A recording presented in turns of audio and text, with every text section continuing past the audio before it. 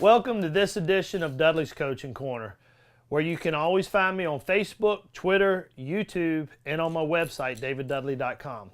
Today we're going to be discussing baits versus silent baits. Rattle and baits have their time and place. I've been asked a million times, David, what do you like to throw, rattle and baits or silent baits? Well, they do have their place or time. There's not one that I like to throw all the time, but most of the time I'm going to throw a silent. But I'm going to discuss a couple things with you. When I'm faced with choosing rattle versus silent, first question I want to ask, is this lake a lake that has a lot of pressure?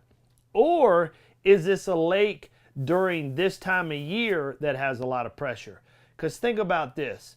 If a bass gets caught 2 or 3 times throughout the course of a year on something that's loud, I might fall for it once, but I'm going to remember this, and then I'm going to remember, that hurt.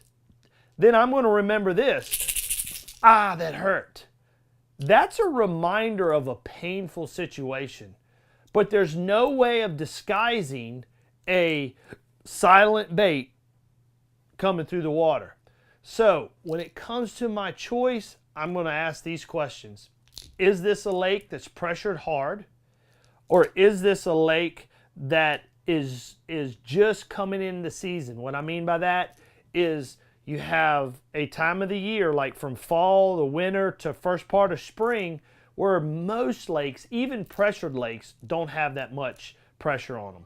So what I'm asking is this, is during that time, even if it's a pressure lake, is it getting much pressure then? Because when bass first come up in the spring, they haven't been pressured for 3 months, they are ready to get it on. So if you do throw a rattle and bait, they're like, hey, let's go over there and get that. And they're aggressive. You're catching them on rattle baits. We know rattle style baits are always good during the spring. Now, if we go to a silent bait, that's where we get more into the finesse style of fishing.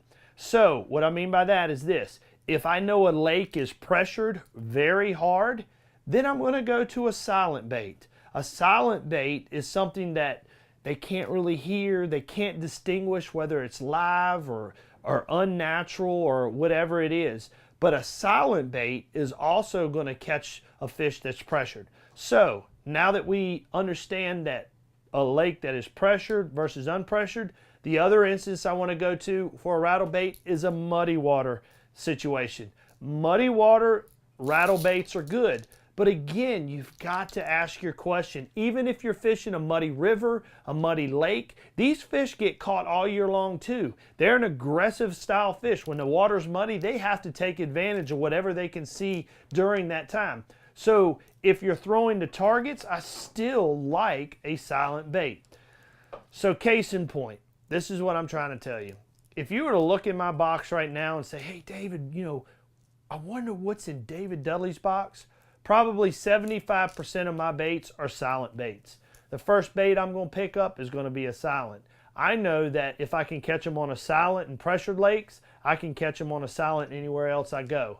But there are times for a rattle bait. I hope this helped you understand rattle versus silent and you catch more fish. Thanks for joining me on Dudley's Coaching Corner.